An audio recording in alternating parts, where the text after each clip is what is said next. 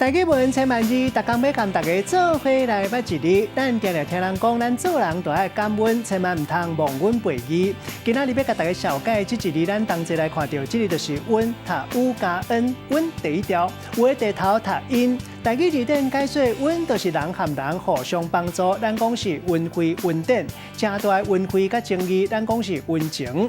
感谢别人的温惠，咱会当讲是感谢，嘛正普遍听人讲感恩。报答别人的温情，咱讲是报恩。另外，翁仔某男女朋友互相义爱，咱讲温爱。也佫有帝君，咱民间嘛惯势称呼是温主公。带大家做伙来小解这两个词。头一个读做温情人，嘛有人读做温情人，也就是温人，对家己有温的人。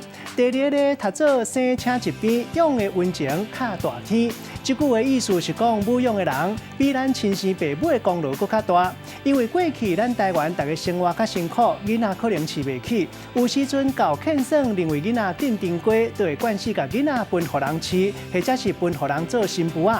可能囡仔大汉了后，分互人饲，这个囡仔就去找家己的亲生父母，就有这句话，要是提醒讲，唔通袂记你养爸养母的功劳。用一句话来举例，过去农业社会有的翁仔某若是袂生，就去分别人的囡仔来饲。一方面就是因为过去生活较艰苦，有的人会甲饲袂起的囡仔分互人饲，所以人就讲生请一边，养的温情较大天。提醒讲，千万唔通袂记你请养大汉的温情人。